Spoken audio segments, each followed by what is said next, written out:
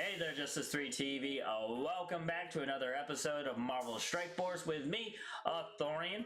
Today we're going to be talking about the Pyro Blitz that's coming tonight, how I missed out on the shards on the last round of fights, what I plan to do about it, and we're going to do a little prep work on my roster using my Blitz tracker, put myself in better scoring position, and talk about an unusual situation that I faced with my fall teams during the last round of fights. If that's something that you might be interested in, stay tuned. Don't forget to click that subscribe button at the bottom of your screen or in the link in the description below. If you like that content, you're gonna love the rest of our videos, so turn on that notifications bell while you're at it.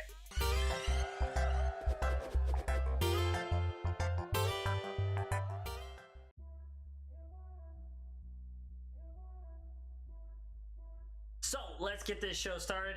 As you can see, Pyro is all set up and ready to go. If you look above here, I got 67 shards on the last round of fights in the Pyro Blitz for the first one.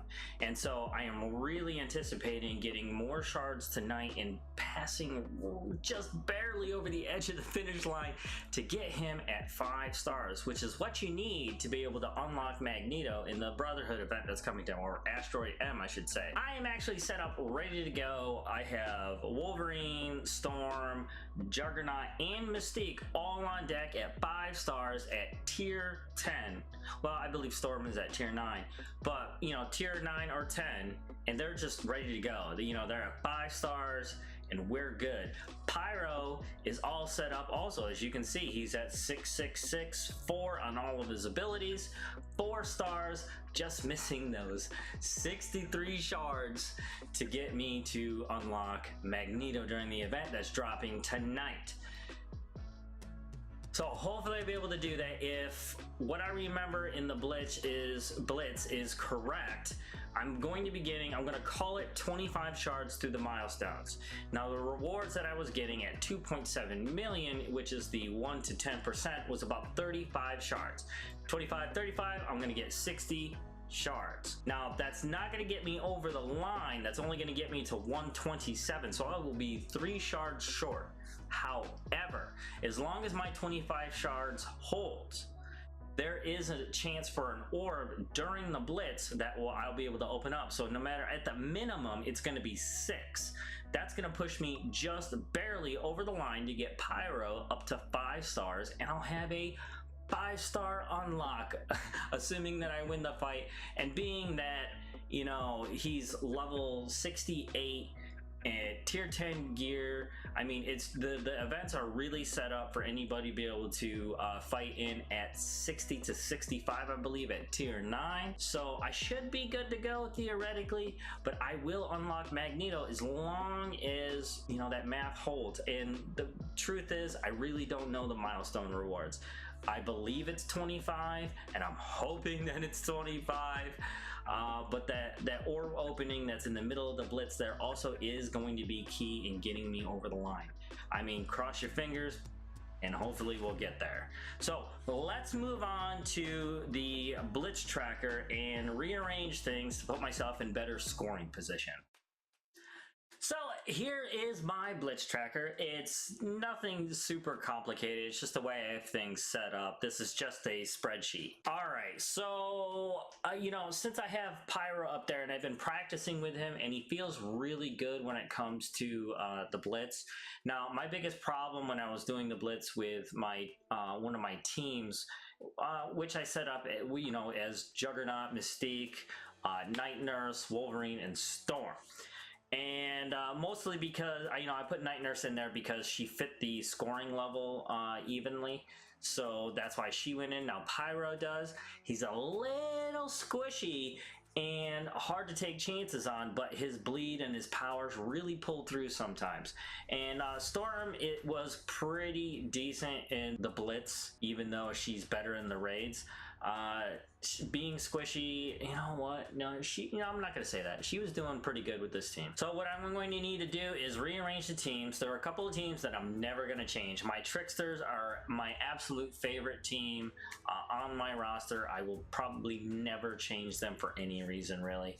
So I'm gonna keep them right where they are. They give me the most options in a fight, and as long as I'm making, you know, intelligent choices, which you should be doing, and not using auto, never use auto, and they're always going to be a sure to win team for me. They do have a pretty decent high-low gap here, and if you know anything about Blitz, depending if you're an OG player or someone that's just starting, well, when you have these power gaps between your characters, you're giving more advantage to your opponents. And I like to look at the high-low gap and be able to determine where I should set in the tier system. Now, all the way up to tier 6, everybody should be fine. I actually have to float on tier 6 and use more teams to create a larger score, because at tier 7 and 8, as you can see right here in my high-low gap at the top for any of the teams that I have set up, my personal philosophy is that if it's 5,000 or more, it's going to be too chancy to be able to get to 7 and 8 and expect to win all the time. You're going to get a lot more losses. You know, gear tiers are much more commonplace and much tougher to be able to deal with your opponents and the choices that you can make. Now, as you know, 7 and 8 are the red line hard difficulties. So at tier 6, I still get some great choices, but I'm not going to expect a ton more losses, which leads me to having to use fall teams to keep me at tier 6. Now, I have faced a unusual situation in the last Pyro Blitz specifically, where my fall teams were starting to win all the time. I actually have this really good habit where on my dailies, I go ahead and, since gold is a little bit more ready when you're in regards to the lower level characters on my roster, I go in and I boost them up to a certain area, and then I go around the clock. As you can see, we're around the clock of the gear materials. I'll just go around until basically they max out, because they don't cost a lot to be able to upgrade. And at this point in Marvel Strike Force, I've just piled up this mountain of materials. So anytime I go to upgrade a character, it's actually pretty swift and quick. And if I have enough money, I'll actually go I'll go straight to level 45 to be able to ensure that I unlock all the abilities through the passive. So I'm going to be whipping back and forth. I'm actually going to rearrange my first team, which I call the Brotherhood X. And now if you're wondering about my names, they usually go around what the team is kind of being used for. For instance, the Tricksters, a lot of negative status effects that I try to take advantage of, along with the synergies, not the actual synergies that are built into the game, but the synergies the characters can take place between them on some level. For instance, you know, Mordo has a passive that he can take advantage of Loki's mirror images. They count as sorcerers, and so his passive will trigger because of that. You know, Captain America would be continuously feeding energy straight to Scarlet Witch and randomly to some of the others. Usually that does hit Mordo, and that's a big advantage in a fight when that happens. And because of that, that team is just perfect as far as I'm concerned, and really is my favorite. So I'm not going to touch them at all, except maybe to update their statistics. With Start Tech in place, they tend to change a lot because when you're dealing with percentages, you know, those stats will spread out to anybody with the right tags. So I'm not really going to have to mess around with the Team 2 Tricksters version 1.3. I have experimented with Hand Sentry and Hawkeye. That's why they've changed versions, but overall they're pretty much the same. You know, Loki and Venom are definitely, you know, staples of that team, and since most of them are controllers, they get a really good pickup, and that's why they're going to stay right where they are. Same thing goes for my Fight Club, which is a Brawlers team, and a Brawlers team in a Blitz squad is amazing to have, because a lot of times their damage is so high on the points where they're able to dish it out that you pretty much melt down anybody, and they're one of my exception teams to my 10,000 roll. When there's a high-low gap of 10,000, you're giving a huge advantage away to the opponent, and the likelihood of you winning, you could call it even 50-50. But with a brawler group or even the defenders group, their synergies are so skyrocketing high, I would say the Fight Club, the damage is so high that they do end up winning most of the time. So that's why I've put them on my scoring list. You know, Black Panther really brings down that team, but as he climbs in his power level, the choices of opponents are gonna get much easier as we go along. I'm not gonna change that one either, because pretty much at this point I've rearranged things in the Blitz roster for my scoring so much so that Miss Marvel is a centerpiece for the Brawlers team, and using these characters, they're pretty much set in stone. They're not going anywhere. There's no reason for me to do that at all. I mean, Guardians of the Galaxy are a great synergy team, but they're not at, you know, like that Defenders level, and having him in the Brawlers really is beneficial to my scoring. So they're pretty much going to stay right where it is. I mean, Gamora, even by herself, she's just pure damage. I mean, and speed as well, and pairing her up with a character like Black Panther, where their kills are actually going to occur some kind of speed bar increase, that's even bigger. So the stronger those characters get on that team, it's just going to make for a much better scoring team altogether. And I don't really need to go through why the defenders are so great at this point, because we all know they're crazy good. I mean, I've labeled them a legendary team because I believe, you know, like Nick Fury and S.H.I.E.L.D. and eventually Magneto and his group, and even Iron Man, I would consider a tech group, but with the Avengers could be a legendary team. You know, it's those teams with their synergies are so high that their probability of loss is like close to none. But it's not like you can't defeat them. I'm not going to say that, because any human player that's playing this game knows that you can overcome a win on the Defenders or any other team. It just takes a little bit of time and tactics. You guys look to the right, those are my Blitz scores, like my top scores, and I keep track of that so I can see, am I improving? You know, is it just pure power that's, you know, raising my score up, or is the strategy that I'm currently using in my Blitz formula actually working in my favor and I'm doing something right? If you're wondering about color codes and things like that, I've made a whole legend here for you to be able to take advantage of. They're all like in a color scale, along with the specific tags that matter the most, which is, you know, what type of character they are, whether or not they're protector, controller, brawler, support, or blaster. I've nailed them down to that when it comes to synergies. The other tags, you know, when you're talking like the hero, villain, global, whether they're a blaster or they belong to a specific group, those are the kinds of tags that I kind of push out all the way into the area of specific nodes, you know, your campaigns and your raids, where those specific tags really only apply to those areas. You know, do you have to have a certain set of characters to be able to beat a boss node or a very specific node? Because we've all gone through the Deadpool nodes, and even at Ultimate 6, you got very specific nodes that you need to be able to defeat with a specific tag set. Now, that's why I've removed them all together, to simplify the tags that matter in the Blitz, which is the kind of synergies they can get with other characters of those types. You know what? I need to update the scores just in case.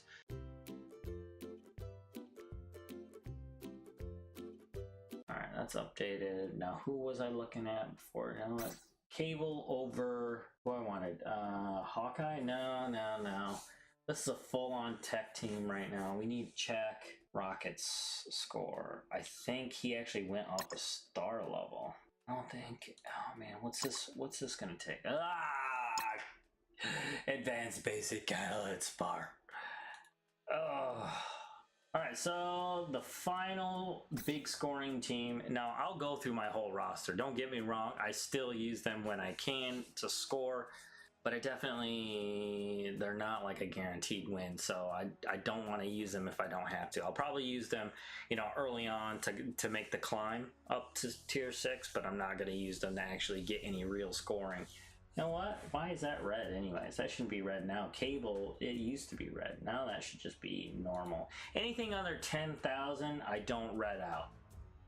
That's usually, as long as they're a developed team, that's a scoring team. Center that up. No, it's a neutral. Anything over 5,000 is a neutral color. Underneath can be considered green. I don't have any green. So that's why pretty much I float at tier 6, because I know my lane, and I've tried to pop up to 7 or 8 a bunch of times, and I'll get way more losses than I'm comfortable with.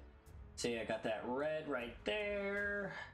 That's the bomb squad, and they take such huge advantage of that little pocket of defenselessness, you know, that weak spot in 3-4, turn 3-4, that they almost always win. I mean, if you look at the percentages on the far left-hand side of the screen, you can see I track the wins and losses, and their percentages on all my scoring teams are pretty high. The tech team I just started using. That's one of the reasons why you don't see any wins, like a lot of fights on that end of things. And I have changed Team 1, which is the Brotherhood X, and anytime I make a new version of a specific kind of team, their wins losses have to be reset. So as you can see, the defenders have never needed to change since I did this blitz track. They got 187 fights. They've lost like 6, and that was really when you know, my Daredevil and Iron Fist were so underpowered, it just wasn't funny. And so like usually I would have Punisher, Luke Cage, and Jessica Jones pretty much fighting the whole fight. I think our blitz scoring squads are all intact. Now I do have a much bigger list over here, because if I'm going to be using the entire roster, I should have at least teams that I know of that I can depend on. And so I've used up as much of my roster as possible. I do have a lot of leftovers in the unused roster as of right now, but I don't believe I can put together anything score worthy. Black Widow, I just literally nickel and dime myself into getting a Black Widow, which that was like your first question when you were looking at the unused roster, why am I not using her? Well, that's pretty much why. I gotta find a place for her that doesn't have to do with Captain America, because where he's at right now is where I really want him to stay. But vice versa is true. I would love to put Captain America with, you know, Black Widow, Iron Man, and a few others, because the Avengers team are definitely something I want to keep into. But you know, Scarlet Witch is another Avenger that I don't want to lose, and neither is Black Panther.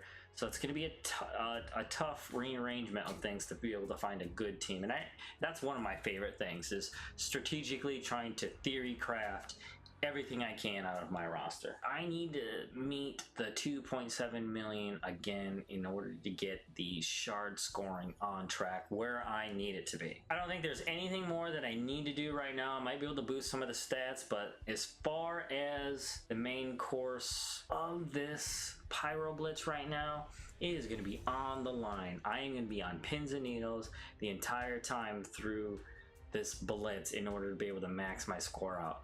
Now, I was reading up on it, and 3.7 million is where it was at to get to that 85 shards. Now, it would be flipping amazing to get to 85, but I mean, scores tend to inflate over time.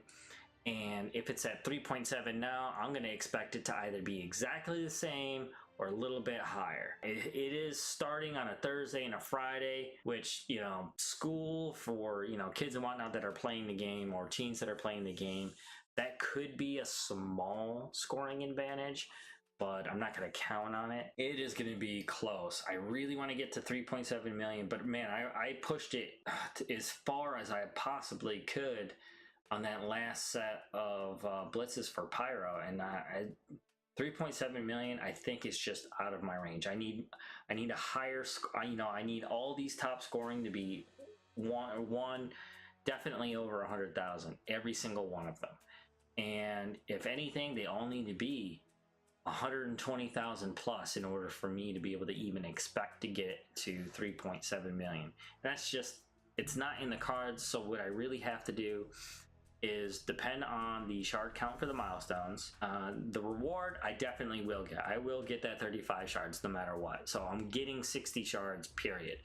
The orb in the middle of the rounds is really what's going to push me into 5 stars or not. All right, so let's go over this unusual situation when it came to the last blitz. And this may have something to do with not meeting that 3.7 million mark. I doubt. That's a pretty big jump in scoring, because every time I go through my rounds of scoring, I can get about 100,000 points. So I'm not so sure that this can make a huge difference, but I did find out that my fall teams were starting to win over and over again in tier 6. Now we're talking about teams like Hydra, where it was led by characters like Winter Soldier. Those characters were winning. Any combinations of characters that were putting together that had any type of synergy, their levels and development were at a point where the choices that were being made in the 3 opponents that you get to choose from were at a level where it was giving them a decent chance at tier 6 to win. And I kept finding myself on accident, mind you, in my scoring levels. I'm not exactly sure where I kept not noticing that I was in tier 6. Usually once I get into the mode of just cycling through my scoring, it's just like 3, fall team, out, next team, fall team to get back to 6, right? And on that last one, I usually do use auto just to be able to get it up and over with, to purposely lose. Like, that's the easy, honestly, I'm not gonna lie, that's the easiest way to lose, is just use auto with teams that are not that dependable. But they started winning more times than not. Even some of the garbage teams that I was putting together that were completely random, they were winning. And that's not a signal for me to move to 7 or 8, because I did take that as a signal at one point during the blitz, to where I would try to hold my own at 7 or 8, and it just wasn't happening. I was losing more times than I wanted to. At one point, I don't know how it happened, but I ended up falling to 5 again, and that put me back to a huge number of fights backlogged on scoring. So, you know, maybe I'm wrong. Maybe I could have met 3.7 million if I was more careful. With my 2 sets of teams this time around, I'm hoping to score higher on a more regular basis, and it really is about the wins and how to keep that cycle moving in that direction, and hopefully I can get there.